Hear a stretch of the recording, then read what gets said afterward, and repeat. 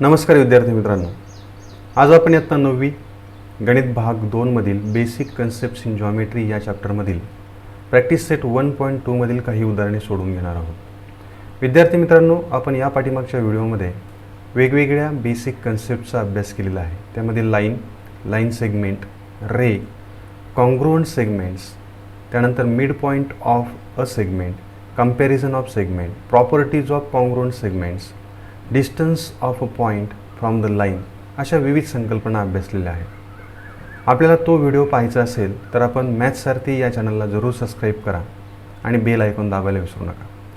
चला तर मग सुरुवात करूयात प्रॅक्टिस सेट 1.2। प्रॅक्टिस सेट 1.2 मधील उदाहरणे ही अतिशय सोपी आहेत। प्रॅक्टिस सेट 1.1 मधील काही उदाहरणे या प्रॅक्टिस सेटमध्ये रिपीट झालेली आहेत। प्रॅक्टिस सेट 1.1 मध्ये आपण डिस्टन्स बिटवीन टू पॉईंट्स शोधलेलं आहे। तेच आपल्याला याही ठिकाणी काही एक्झाम्पलमध्ये करावं लागणार आहे। त्यापैकी पहिलं एक्झाम्पल आहे, the following table shows coordinates of points, decide whether the pairs of segments given below are congruent or not. या प्रकारचे एक्झाम्पल आपण प्रॅक्टिस सेट 1.1 मध्ये सोडवलेले आहेत। फक्त त्याची थोडीशी पुढची स्टेप आपण याच्यामध्ये घेणार आहोत। आपल्याला एका टेबलमध्ये काही बिंदू आणि त्या बिंदूंचे निर्देशक दिलेले आहेत, तर त्यांनी दिलेल्या रेषाखंडांच्या जोड्या एकरूप आहेत किंवा नाहीत हे आपल्याला ठरवायचं आहे। आणि तो टेबल आहे, पॉईंट्स आहेत A, B, C, D आणि E आणि त्यांचे कोऑर्डिनेट आहेत रिस्पेक्टिव्ह -3, 5, 2, -7 and 9। विद्यार्थी मित्रांनो, या 5 बिंदूंपासून तयार होणाऱ्या वेगवेगळ्या रेषाखंडांच्या काही जोड्या आपल्याला दिलेल्या असतील, त्या जोड्या एकरूप आहेत किंवा नाहीत ते आपल्याला ठरवायचं आहे। दोन रेषाखंड एकरूप असण्यासाठी त्यांची लांबी ही समान असावी लागते आणि रेषाखंडाची लांबी म्हणजे distance between their end points. म्हणजे कोणत्याही रेषाखंडाची लांबी शोधायची असेल तर त्यासाठी आपल्याला त्याच्या अंत्यबिंदूंमधील अंतर शोधावं लागेल। आपण पहिली जोडी या ठिकाणी घेऊयात, segment BE and segment AD। मग BE आणि AD हे दोन सेगमेंट कॉन्ग्रुएंट आहेत किंवा नाहीत हे ठरवण्यासाठी आपल्याला त्यांची लांबी आवश्यक असणार आहे। ती लांबी शोधायची म्हटल्यानंतर आपल्याला BEच्या अंत्यटोकांमधील डिस्टन्स शोधायचा आहे, म्हणजे B आणि E या दोन बिंदूंमधील आपल्याला अंतर शोधायचं आहे। आणि कोणत्याही दोन बिंदूंमधील अंतर शोधण्यासाठी आपल्याला आवश्यकता असते ती त्यांच्या कोऑर्डिनेटची। शिवाय दोन बिंदूंमधील अंतर शोधताना त्या दोन बिंदूंच्या निर्देशकांपैकी मोठ्या निर्देशकातून लहान निर्देशक आपल्याला वजा करावा लागतो। मग आपण B आणि E चे निर्देशक या टेबलमध्ये पाहूयात। Coordinate of B is 5 and coordinate of E is 9। 9 is greater than 5, therefore length BE is equal to 9 - 5, म्हणजे मोठ्या निर्देशकातून लहान निर्देशक या ठिकाणी वजा केला आहे। Therefore length BE is equal to 4। Suppose this is equation number 1। Now for finding the length of AD, consider coordinates of point A and coordinate of point B.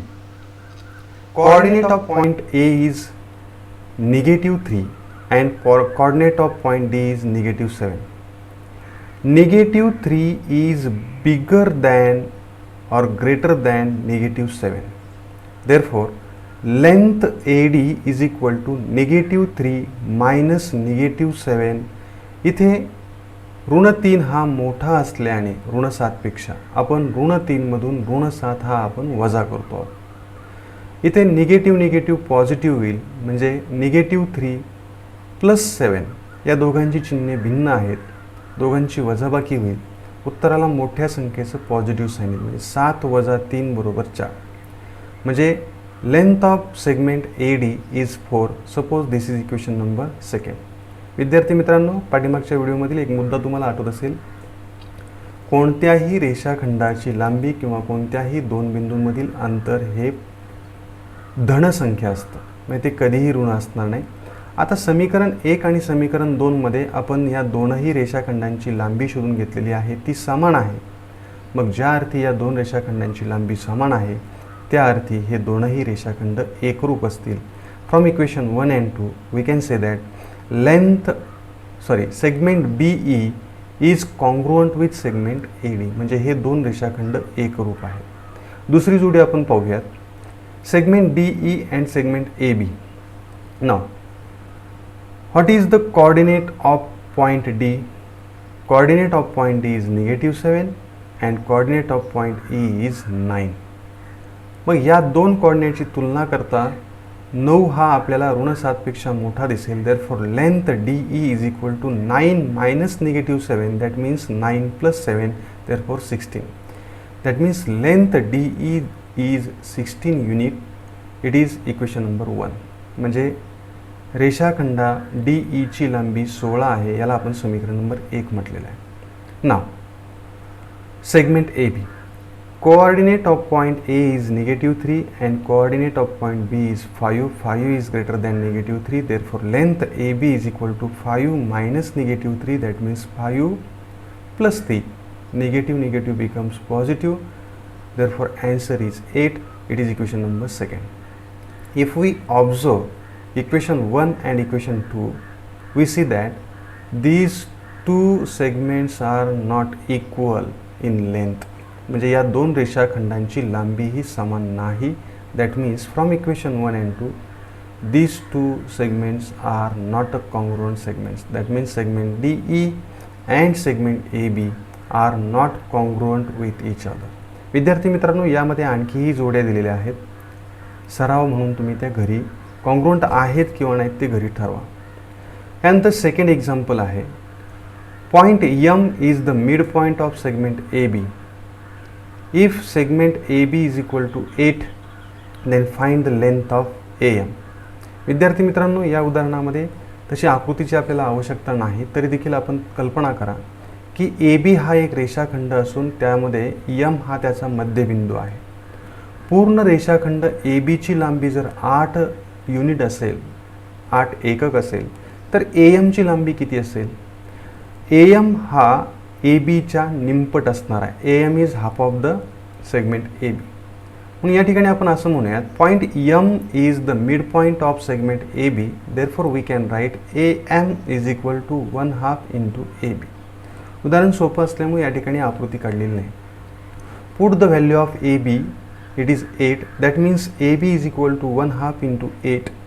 If we simplify, answer is AM is equal to 4 unit. That means length of AM is 4 unit. Also length of BM is also 4 unit. म्हणजे M हा मध्यबिंदू असल्यामुळे AB चे समान दोन भाग होतील, पैकी एक भाग AM त्याची लांबी असणार आहे 4. याच प्रकारचं पुढचं उदाहरण आहे, point P is the mid point of segment CD. If CP is equal to 2.5, then find the length of the CD. आता यापेक्षा थोडंसं, आधीच्या उदाहरणापेक्षा थोडंसं वेगळं उदाहरण आहे. P हा CD या रेषाखंडाचा मध्यबिंदू आहे. म्हणजे P मुळे CD हा रेषाखंड समान दोन भागांमध्ये विभागला गेलेला असणार आहे. त्यापैकी एक भाग असणार आहे CP आणि दुसरा भाग असणार आहे DP. जर आपल्याला CP ची लेंथ 2.5 सेंटीमीटर दिलेली असेल किंवा युनिट दिलेली असेल, तर आपल्याला त्या मोठ्या रेषाखंडाची म्हणजे CD ची लेंथ शोधायची आहे. Obviously length CD is double than the CP. या ठिकाणी आपण असं म्हणूयात, point P is the midpoint of segment CD.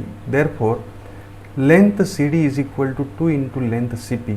Put the value of CP. Therefore we get length CD is equal to 2 into 2.5. That means length CD is equal to 5 unit. म्हणजे या CD रेषाखंडाची लांबी असणार आहे 5 एकक. त्यानंतर next example आहे, if AB is equal to 5 centimetre, BP is equal to 2 centimetre and AP is equal to 3.4 centimetre, then compare the segments. विद्यार्थी मित्रांनो, हा अतिशय सोपा असा एक मुद्दा आहे. जेव्हा आपल्याला रेषाखंडांची तुलना करायची असते तेव्हा त्यांच्या लांबी गृहीत धरून ज्या रेषाखंडाची लांबी सर्वाधिक असेल तो रेषाखंड सर्वात मोठा असतो. ज्या रेषाखंडाची लांबी सर्वात कमी असते तो रेषाखंड सर्वात लहान असतो. या ठिकाणी यांची लांबी आपल्याला सांगितलेली आहे, AB is equal to 5 centimetre, BP is equal to 2 centimetre and AP is equal to 3.4 centimetre. 2, 5 and 3.4 these are the lengths of given segments. मग यामध्ये सर्वात लहान असलेला नंबर आहे 2. त्यानंतर सर्वात मोठा असलेला नंबर आहे 5. मग यांचं कंपॅरिझन आपण या ठिकाणी लिहू शकतो. आपल्याला माहिती आहे AB is equal to 5 centimetre, BP is equal to 2 centimetre and AP is equal to 3.4 centimetre. That means 2 is smaller than 3.4 is smaller than 5. मग याच कंपॅरिझननुसार 2 ही लेंथ कुणाची आहे तर BPची. That means BP is smaller than AP and AP is smaller than AB. That means we can say segment BP is smaller than segment AP is smaller than segment AB. This is the comparison of these three segments according to their length. Now next example, write the answers of the following questions with reference to the figure. या ठिकाणी एक figure आपल्याला दिसते आहे. विद्यार्थी मित्रांनो, या ठिकाणी आपल्याला सेट्स या मॅथ्स फर्स्ट चॅप्टरमधील काही कन्सेप्ट या ठिकाणी वापरायच्या आहेत. विशेषतः ऑपरेशन्स ऑन सेट्स. 2 वेगवेगळ्या प्रकारचे ऑपरेशन आपण सेटवरती अभ्यासलेले होते. एक म्हणजे संयोग संच, ज्याला आपण म्हटलं होतं युनियन ऑफ 2 सेट्स, आणि दुसरं होतं छेदसंच म्हणजे इंटरसेक्शन ऑफ 2 सेट्स. या काही संकल्पना आपण या उदाहरणामध्ये वापरणार आहोत. या आकृतीचं निरीक्षण करून आपल्याला विचारलेल्या प्रश्नांची उत्तर द्यायची आहेत. पहिला प्रश्न असणार आहे, write the name of opposite ray of ray RP. This is the ray, it starts from R and x tends towards point P. म्हणजे हा R हा याचा एंड पॉईंट आहे रे RPचा. इथून तो सुरू झालेला आहे आणि उजवीकडे वाढतो आहे. मग RP या किरणाचा विरुद्ध किरण कोणता असेल तर त्याची दिशा वेगळी असणार आहे. तो डावीकडे जाईल.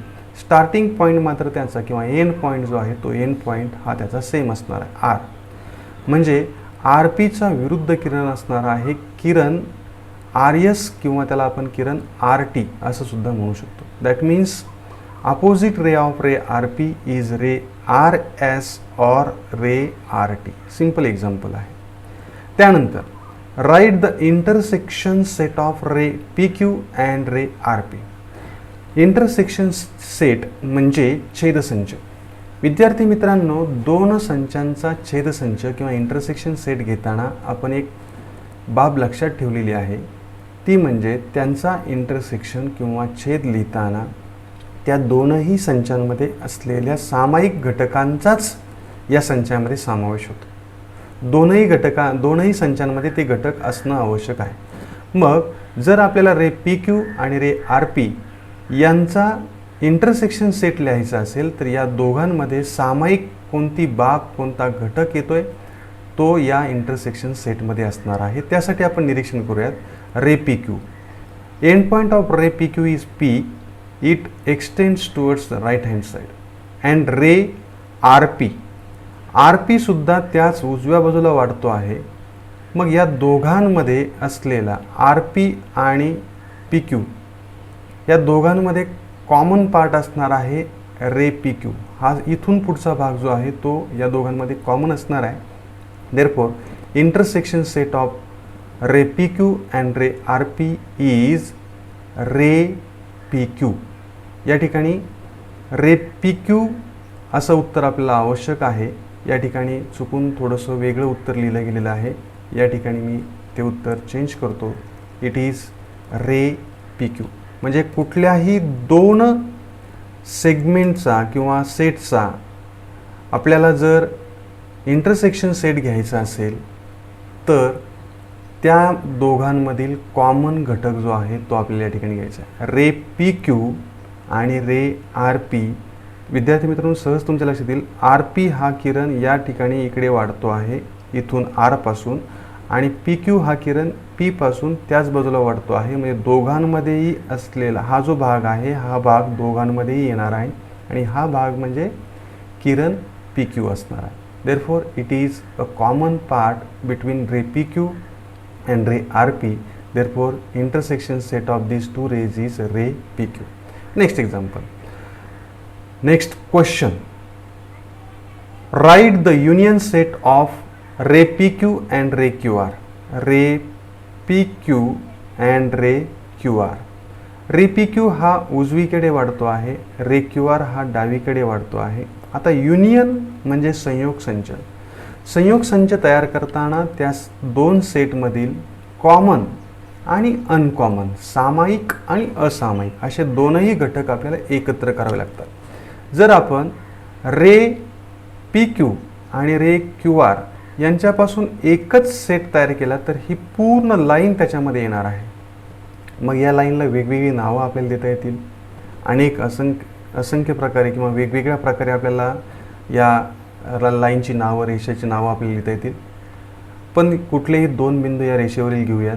टी आणि क्यू जर घेतले तर या रेषेला आपण म्हणता येईल लाईन टी क्यू, म्हणजे हा या दोन रेचा युनियन सेट असणार आहे. That means answer is line T Q or line Q T. त्यानंतर नेक्स्ट क्वेश्चन आहे, state the ray which segment Q R is a subset. म्हणजे आपल्याला अशा रेचं नाव सांगायचं आहे की ज्याचा क्यू आर हा रेषाखंड उपसंच असणार आहे. क्यू आर हा रेषाखंड त्याचा उपसंच असेल, म्हणजे तो त्याचा भाग असेल. मग जर तुम्ही रे क्यू आर सांगितला तर क्यू आर हा रे असा पुढे जाईल. या क्यू आरचा सेगमेंट क्यू आर हा उपसंच असणार आहे. आणि आणखी एक उत्तर असेल, रे आर क्यू जरी तुम्ही म्हणालात तरी देखील रे आर क्यू हा आर पासून या उजव्या बाजूकडे वाढत जाईल, म्हणजे हा जो सेगमेंट आहे क्यू आर तो त्याचा सबसेट असणार आहे. म्हणून या प्रश्नाला दोन उत्तर आहेत. First one ray Q R and ray R Q. Now fifth question, write the pair of opposite rays with common end point R. Opposite रेच्या बाबतीमध्ये म्हणजे विरुद्ध किरणांच्या बाबतीमध्ये एक लक्षात ठेवा विद्यार्थी मित्रांनो, त्यांचा एंड पॉईंट कॉमन असतो आणि दिशा मात्र एकमेकांच्या विरुद्ध असतात. आता आर बिंदूंपासून निघणारे जे किरण आहेत, जे विरुद्ध बाजूला वाढत आहेत, ते एकमेकांचे विरुद्ध किरण असतील. म्हणजे ray R Q and ray R T these are opposite rays, किंवा त्यांना आपण ray R P and ray R S असं सुद्धा म्हणू शकतो. या ठिकाणी ray R T and ray R Q these are the opposite rays with common end point R. याच पद्धतीचा दुसरा प्रश्न आहे, write any two rays with common end point S. आता यस हा एंड पॉईंट कॉमन असलेला आपल्याला रे लिहायचे आहेत. आता या ठिकाणी चूक होऊ शकते. यस आर हा जर रे तुम्ही घेतला रे एस आर आणि एखादा दुसऱ्याने रे एस पी म्हणालात तर हे दोन वेगवेगळे नसून एकच आहेत. कारण रे एस आरलाच आपण रे एस पी किंवा रे एस क्यू असं सुद्धा म्हणू शकतो. आपल्याला दोन वेगवेगळे रे सांगायचे आहेत, मग ते विरुद्धच या ठिकाणी घ्यावे लागते. मग पहिला रे असणार आहे रे एस टी आणि दुसरा रे असणार आहे ray S Q. These are the two rays with common endpoint S. Therefore, our answer is ray ST and ray SQ. Next question. Write the intersection set of ray SP and ray ST. ray SP and ray ST. आता जर तुम्ही विद्यार्थी मित्रांनो पाहिलं तर रे SP म्हणजे किरण SP हा उजवीकडे वाढतो आहे आणि किरण ST हा डावीकडे वाढतो आहे. आणि या दोघांचा आपल्याला इंटरसेक्शन सेट म्हणजे छेदसंच लिहायचा आहे. छेदसंचामध्ये आपण फक्त कॉमन असलेला पार्ट घेतो. निरीक्षण करा, किरण एस पी आणि किरण एस टीमध्ये कोणता भाग सामायिक असणार आहे. तर या दोन किरणांमध्ये फक्त एकच बिंदू सामायिक आहे आणि तो म्हणजे पॉईंट एस. मग फक्त पॉईंट एसचाच या दोघांच्या इंटरसेक्शन सेटमध्ये समावेश होणार आहे. Therefore, intersection set of ray SP and ray ST is point S. विद्यार्थी मित्रांनो, या प्रश्नाचा थोडासा सराव करा. अतिशय सोपे प्रश्न आहेत. फक्त आपल्याला आकृतीचं निरीक्षण काळजीपूर्वक करता येणं गरजेचं आहे. त्यानंतर next question, answer the questions with the help of figure. आकृतीच्या साहाय्याने आपल्याला या आकृतीवरती आधारित विचारलेल्या प्रश्नांची काही उत्तरं आपल्याला द्यायची आहेत. First, state the points which are equidistant from the point B. B या बिंदूपासून समदूर समान अंतरावरती असलेल्या बिंदूंची नावं किंवा जोड्या आपल्याला लिहायच्या आहेत. जर तुम्ही या ठिकाणी पाहिलं तर B या बिंदूपासून सारख्या अंतरावरती असलेल्या बिंदूंच्या जोड्या आपल्याला सहज सांगता येतील. बिंदू ए हा बिंदू बी पासून 2 एकक अंतरावरती आहे डावीकडे. तर बिंदू बी पासून 2 एकक अंतरावरती उजवीकडे असणारा बिंदू आहे सी, म्हणजे बिंदू ए आणि सी हे बिंदू बी पासून समदूर आहेत, इक्विडिस्टन्स आहेत, ही पहिली जोडी. बिंदू पी हा बिंदू बी पासून 4 एकक अंतरावरती 1 2 3 4, तर उजवीकडे 4 एकक अंतरावरती असलेला बिंदू आहे डी, म्हणजे बिंदू पी आणि बिंदू डी हे सुद्धा बिंदू बी पासून समदूर आहेत. म्हणून याचं 2 उत्तर आपल्याला लिहिता येतील. Point A and point C, also point P and point D. These are the pairs of points which are equidistant from point B. Same question. Write the pairs of points equidistant from point Q. Q पासून समदूर असलेल्या बिंदूंच्या जोड्या लिहायच्या आहेत. आता विद्यार्थी मित्रांनो तुम्हाला सहज सांगता येईल. सांगा भाऊ. अगदी बरोबर. पहिली जोडी आहे point U and point L. Point you आणि पॉईंट यल हे क्यू पासून 1 एकक अंतरावरती म्हणजे समदूर आहेत. आणि दुसरी जोडी असणार आहे पॉईंट आर आणि point P. That means answer of this question is point U and point L and second one point R and point P. Next question. Find distance U V, distance P C, distance V B, distance U L. आता पहिल्या क्वेश्चनमध्ये जे आपण कृती केलेली आहे तीच कृती या ठिकाणी करायची आहे. तिथं फक्त आपल्याला टेबल दिलेलं होतं, या ठिकाणी नंबर लाईन दिलेली आहे. डिस्टन्स यू व्ही आपल्याला शोधायची. What is the coordinate of point U? Coordinate of point U it is not given here, but we can compare or assume.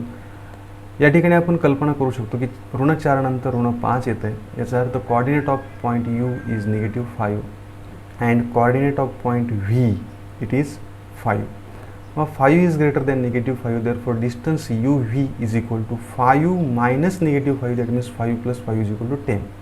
म्हणजे कोणत्याही दोन बिंदूंमधील अंतर शोधण्यासाठी त्यांच्या निर्देशकांच्या मोठ्या निर्देशकातून लहान निर्देशक आपल्याला काय करावं लागतो, वजा करावं लागतो. Then distance PC, coordinate of point P is -2 and coordinate of point C is 4, therefore subtract -2 from 4, that means distance PC is equal to 4 minus -2, that means 4 plus 2 is equal to 6. Next, distance VB, coordinate of point V is 5 and coordinate of point B is 2, therefore answer is distance VB is equal to 5 minus 2 is equal to 3. Then distance UL, coordinate of point U is -5 and coordinate of point L is -3, that means distance UL is equal to -3 minus -5 is equal to -3 plus 5, that means 2. विद्यार्थी मित्रांनो, दोन बाबी या ठिकाणी आपल्याला लक्षात ठेवायच्या आहेत. कोणत्याही दोन बिंदूंमधील अंतर शोधण्यासाठी मोठ्या निर्देशकातून लहान निर्देशक वजा करायचा आहे. आणि दुसरी बाब, कोणत्याही दोन बिंदूंमधील अंतर हे कधीही निगेटिव्ह असणार नाही, ते पॉझिटिव्ह असणार आहे. या दोन बाबी आपल्याला या ठिकाणी सतत लक्षात ठेवाव्या लागतील. या ठिकाणी तुम्ही पाहू शकता, हे उदाहरणं अतिशय सोपी असल्यामुळे मी पटपट समजावून सांगितलेले आहेत. या ठिकाणी प्रत्येक डिस्टन्स हे पॉझिटिव्ह आलेलं आहे. हा अतिशय सोपा असा एक प्रॅक्टिस सेट होता. याचा घरी सराव करा. हा व्हिडिओ वारंवार पहा, शेवटपर्यंत पहा आणि या प्रकारची उदाहरणं तुम्ही घरी तयार करण्याचा प्रयत्न करा. हा व्हिडिओ आपल्याला आवडला असल्यास लाईक करा, मित्रांना शेअर करा आणि अजूनही आपण चॅनल सबस्क्राईब केलेलं नसेल तर नक्की चॅनल सबस्क्राईब करा, म्हणजे तुम्हाला यापुढे अपलोड होणाऱ्या प्रत्येक व्हिडिओचे नोटिफिकेशन्स मिळत राहतील आणि आपण एकमेकांच्या कॉन्टॅक्टमध्ये सहज राहू. धन्यवाद.